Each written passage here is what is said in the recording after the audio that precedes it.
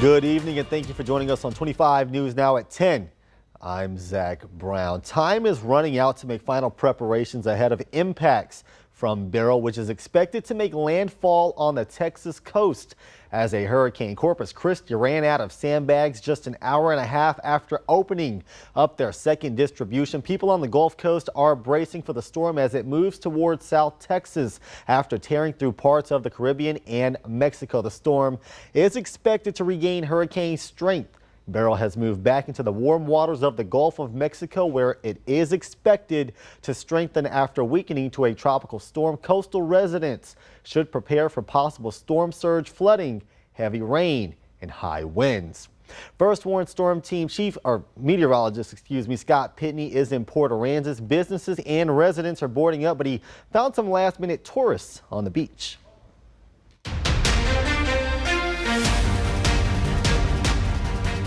I'm here in Port Aransas Beach, where the impacts of Beryl will start being felt in just 36 to 48 hours from now. So I asked some of the folks along the beach how they felt about being under a hurricane watch.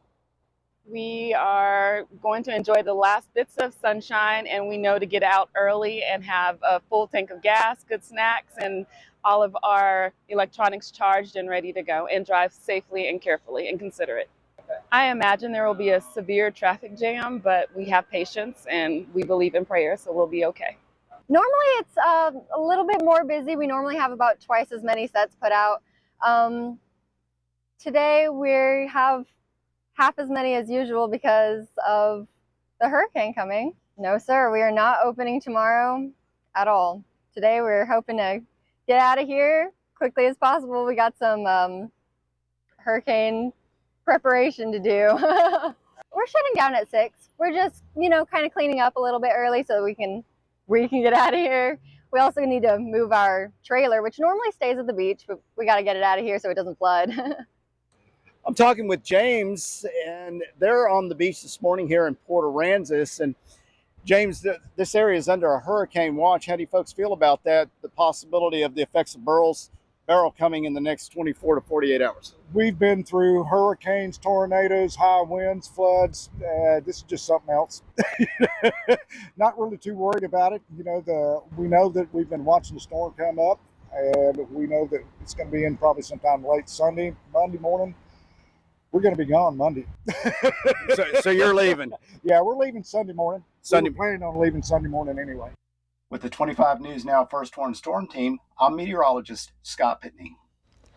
Victoria agencies are coordinating with the Red Cross to open safe rooms to city and county residents who need protection from Beryl. The safe rooms are on the St. Joseph campus located at 1110 East Red River Street and the Bloomington ISD Dome located on 22 North Leonard Street. The shelters open at 3 p.m. Victoria Transit will operate a shuttle service from Christ Kitchen to the Flyer Dome. The shuttle service will also start at 3 p.m. Sunday and continue as needed. Call 1-800-733-2767 if you have any questions. The city of Palacios will open Central Elementary Cafeteria as a shelter. Residents should take their own bedding, food, water, and entertainment. The city will announce when the shelter will open. Parts of South Texas are bracing for Tropical Storm Beryl. There's concern the storm may get more powerful as it moves through the Gulf of Mexico and could regain hurricane strength.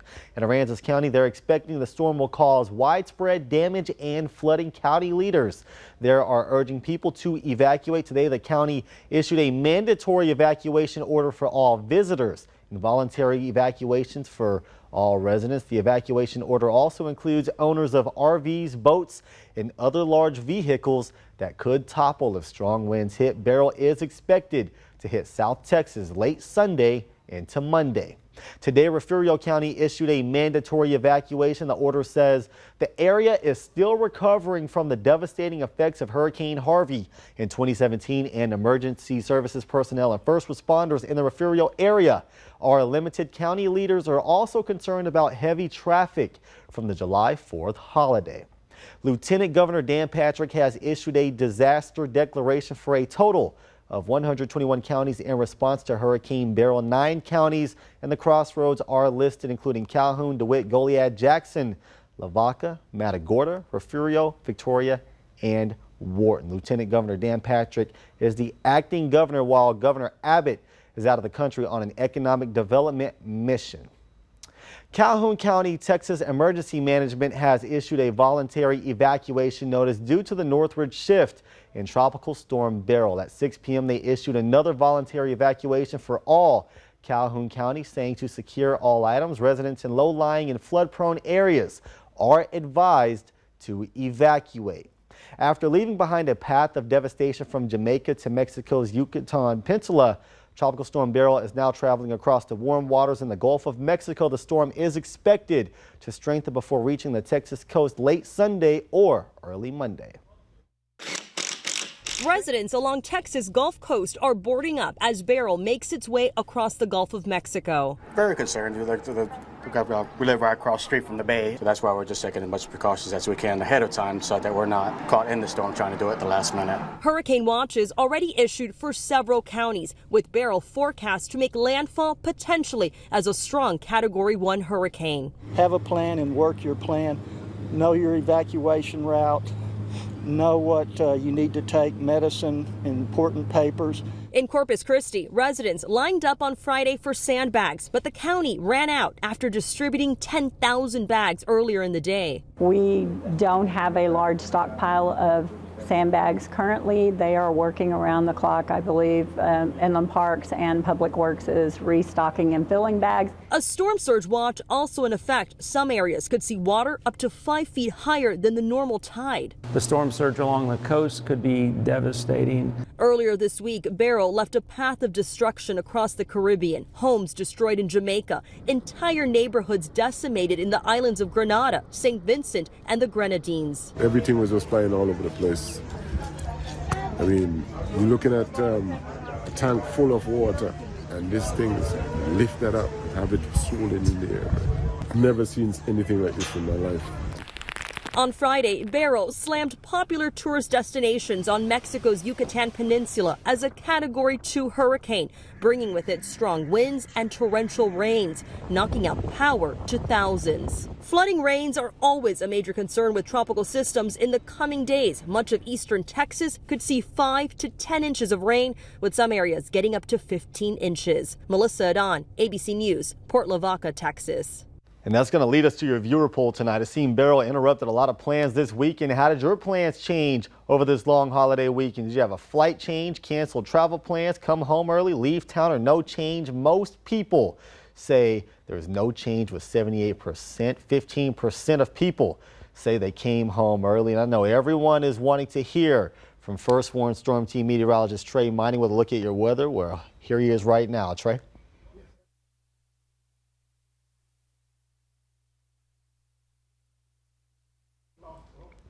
We'll hear from Trey in just a minute. Wharton County Junior College will close on Monday. All classes and activities are canceled due to Beryl. We have a full list of closures at crossroadstoday.com. Now, Dallas firefighters battled a fire at a recycling facility this morning. Fire crews arrived at CMC Recycling to find a large pile of debris was on fire. Large plumes of black smoke could be seen from the highway and for several miles around the area. No word on what caused the fire, and no one was hurt.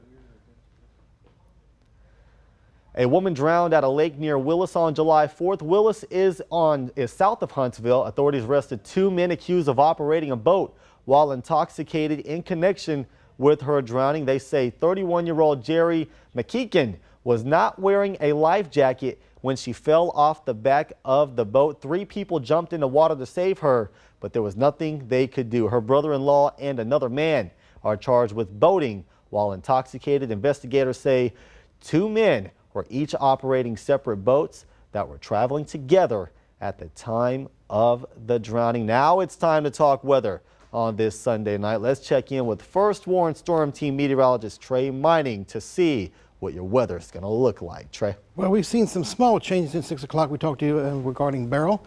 It's still 60 miles per hour, which is a good thing, keeping it rather weak. We want this to remain weak as long as it can, so it will be weaker than the anticipated landfall point if it turns out to be that way. And the pressure is 993 millibars. At 6 o'clock, it was 997, so it's fallen a little bit, not tremendously, so it's trying to strengthen a little bit. It has some dry air and some shear that's working against it.